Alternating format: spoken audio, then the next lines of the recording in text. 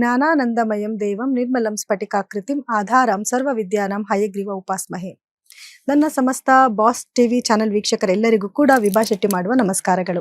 ಮಕರ ರಾಶಿಯವರ 2026ರ ಭವಿಷ್ಯ ಹೇಗಿರುತ್ತೆ ಅಂತ ನೋಡೋದಾದ್ರೆ ನೋಡಿ, ಮೊದಲನೇದಾಗಿ ಮಕರ ರಾಶಿಯವರ ಒಂದು ಅಧಿಪತಿಯಾಗಿರುವಂತಹ ಶನಿ ಗ್ರಹ ನಿಮ್ಮ 3ನೇ ಮನೆಯಲ್ಲಿ ಸಂಚಾರನ ಮಾಡ್ತಾ ಇದ್ದಾರೆ. ಇದರಿಂದ ಏನಾಗುತ್ತೆ ಅಂತಂದ್ರೆ, ನೀವೇನಾದ್ರೂ ಸೋಷಿಯಲ್ ಮೀಡಿಯಾದಲ್ಲಿ ವರ್ಕ್ ಮಾಡ್ತಾ ಇದ್ರೆ ಅಥವಾ ನಿಮ್ಮ ಮಾತನ್ನ 4 ಜನ ಕೇಳ್ತಾ ಇದ್ದಾರೆ, ನೀವೇನೋ ಪ್ರತಿದಿನ ಒಂದು ಮೀಟಿಂಗ್ ಮಾಡೋದು ಅಥವಾ ನಿಮ್ ಕೈ ಕೆಳಗಡೆ ಒಂದಷ್ಟು ಜನ ಕೆಲಸ ಮಾಡ್ತಾ ಇದ್ದಾರೆ ಅಂತಂದ್ರೆ, ಅದು ಎಲ್ಲದರಲ್ಲೂ ಕೂಡ ನಿಮ್ಗೆ ಯಶಸ್ಸು ಸಿಗುವಂತ ಸಮಯ ಆಗಿರುತ್ತೆ.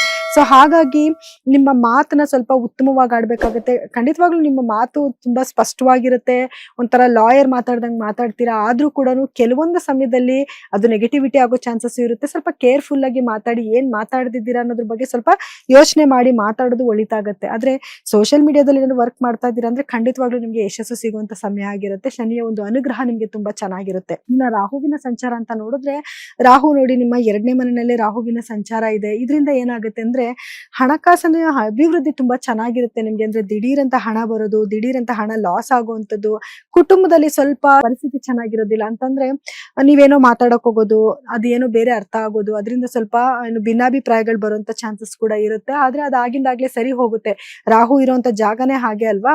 ಸೊ ಹಾಗಾಗಿ ಸ್ವಲ್ಪ ಈ ತರ ಒಂದು ಸಮಯಗಳು ಆಗ್ತಿರುತ್ತೆ. ಮತ್ತೆ ವರ್ಕ್ ಪ್ರೆಷರ್ ಜಾಸ್ತಿ ಇರುತ್ತೆ ನಿಮ್ಗೆ. ಹಣದ ಅರಿವು ತುಂಬಾ ಚೆನ್ನಾಗಿರುತ್ತೆ. ದಿಢೀರ್ ಅಂತ ಹಣ ಬರುವಂತದ್ದು, ಅದೇ ಇನ್ವೆಸ್ಟ್ಮೆಂಟ್ ಮಾಡ್ಬೇಕಾದ್ರೆ ಕೇರ್ಫುಲ್ ಆಗಿರ್ಬೇಕು. ಯಾಕಂದ್ರೆ ದಿಢೀರ್ ಅಂತ ಲಾಸ್ ಆಗೋ ಚಾನ್ಸಸ್ ಕೂಡ ಇರುತ್ತೆ. ಸೊ ಹಾಗಾಗಿ ಸ್ವಲ್ಪ ಕೇರ್ಫುಲ್ ಆಗಿ ಯೋಚನೆ ಮಾಡ್ಕೊಂಡು ಹೆಜ್ಜೆ ಮುಂದಿಡಿ. ಆದ್ರೆ ರಾಹು ನಿಮ್ಮ ಲಗ್ನಕ್ಕೆ ಬಂದ ನಂತರನೂ ಕೂಡ ನಿಮ್ಗೆ ಒಂದು ಹಣದ ಅರಿವು ತುಂಬಾ ಚೆನ್ನಾಗಿರುತ್ತೆ. ಏನ್ ಕೆಲಸ ಮಾಡಿದ್ರು ಕೂಡ ಅದ್ರಲ್ಲಿ ಯಶಸ್ಸನ್ನ ತಗೊಂಬಂದ್ ಕೊಡ್ತಾನೆ. ಅತಿ ಎತ್ತರದ ಸ್ಥಾನಕ್ಕೆ ರಾಹು ನಿಮ್ಮನ್ನ ತಗೊಂಡು ಹೋಗ್ತಾನೆ. ಆದ್ರೆ ನೀವು ಪ್ರತಿಯೊಂದು ಹೆಜ್ಜೆ ಇಡ್ಬೇಕಾದ್ರೂ ಸ್ವಲ್ಪ ಕೇರ್ಫುಲ್ ಆಗಿರ್ಬೇಕು. ಯಾಕಂದ್ರೆ ಅದೇ ಅಹಂನ ಕೂಡ ತಗೊಂಬಂದ್ ಕೊಟ್ಬಿಡ್ತಾನೆ.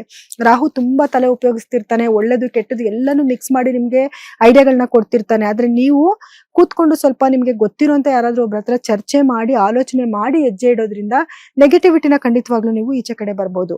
ಇನ್ನ ಗುರುವಿನ ಸಂಚಾರ ಅಂತ ನೋಡಕ್ ಬಂದಾಗ ನೋಡಿ, ಗುರು ನಿಮ್ಮ 6ನೇ ಮನೆ, 7ನೇ ಮನೆ, 8ನೇ ಮನೆ, 3 ಮನೆಗಳಲ್ಲಿ ಗುರುವಿನ ಸಂಚಾರ ಇದೆ.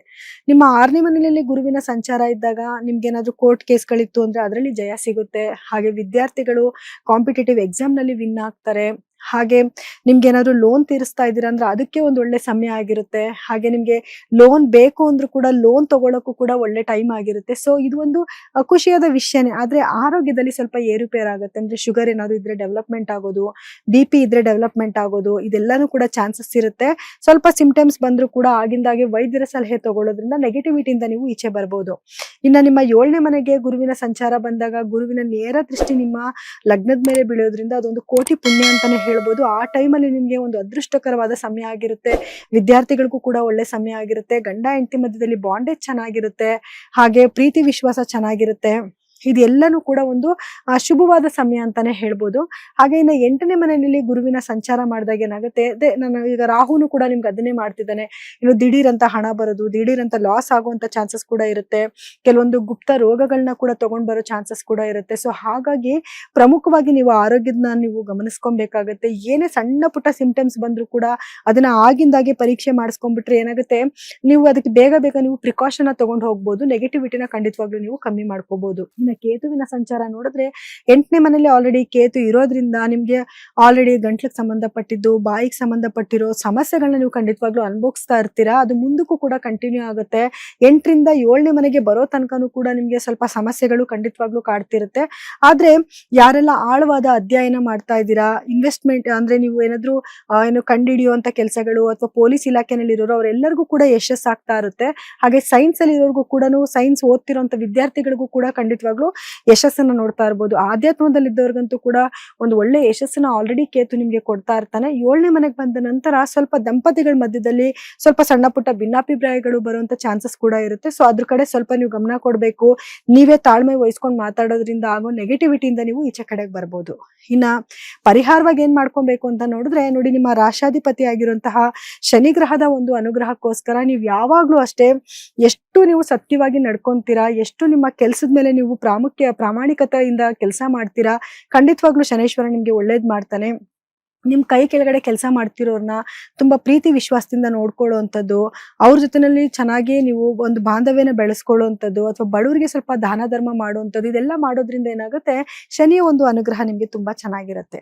ಇನ್ನ ರಾಹುವಿನ ಒಂದು ಅನುಗ್ರಹಕ್ಕೋಸ್ಕರ ದುರ್ಗಾದೇವಿಯ ಆರಾಧನೆ ಮಾಡೋದು, ರಾಹುಗ್ರಹದ ಬೀಜ ಮಂತ್ರನ ಪಠನೆ ಮಾಡುವಂಥದ್ದು, ಇದೆಲ್ಲ ಮಾಡೋದ್ರಿಂದ ಏನಾಗುತ್ತೆ ನಿಮ್ಗೆ ರಾಹುವಿನ ಒಂದು ಅನುಗ್ರಹ ತುಂಬಾ ಚೆನ್ನಾಗಿರುತ್ತೆ. ಇನ್ನು ಕೇತುವಿನ ಅನುಗ್ರಹಕ್ಕೋಸ್ಕರ ಗಣಪತಿ ಧ್ಯಾನ ಮಾಡುವಂಥದ್ದು ಅಥವಾ ಬೀದಿ ನಾಯಿಗಳಿಗೆ ಸ್ವಲ್ಪ ಆಹಾರನ ಅರ್ಪಿಸೋದನ್ನ ಮಾಡ್ಕೋಬೇಕಾಗತ್ತೆ. ಇನ್ನು ಗುರುವಿನ ಅನುಗ್ರಹಕ್ಕೋಸ್ಕರ ಗುರುಗಳ ದೇವಸ್ಥಾನಕ್ಕೆ ಹೋಗುವಂಥದ್ದು ಅಥವಾ ಹಳದಿ ಬಣ್ಣದ ಬಟ್ಟೆನ ಹಾಕೊಳ್ಳುವಂಥದ್ದು ಅಥವಾ ಹಳದಿ ಬಣ್ಣದ ಸಿಹಿ ಪದಾರ್ಥಗಳನ್ನ ದಾನ ಧರ್ಮ ಮಾಡೋದ್ರಿಂದನೂ ಕೂಡ ಗುರುವಿನ ಅನುಗ್ರಹ ನಿಮ್ಗೆ ತುಂಬಾ ಚೆನ್ನಾಗಿರುತ್ತೆ. ಒಟ್ಟಾರೆಯಾಗಿ 2026ರಲ್ಲಿ ಮಕರ ರಾಶಿಗೆ ಒಂದು ಒಳ್ಳೆ ವರ್ಷ ಅಂತಾನೆ ಹೇಳ್ಬೋದು. ನೆಗೆಟಿವಿಟಿ ನಿಮ್ಗೇನು ಅಷ್ಟೊಂದಿಲ್ಲ. ಸ್ವಲ್ಪ ಖರ್ಚನ್ನ ಕಮ್ಮಿ ಮಾಡ್ಕೊಳ್ಳಿ.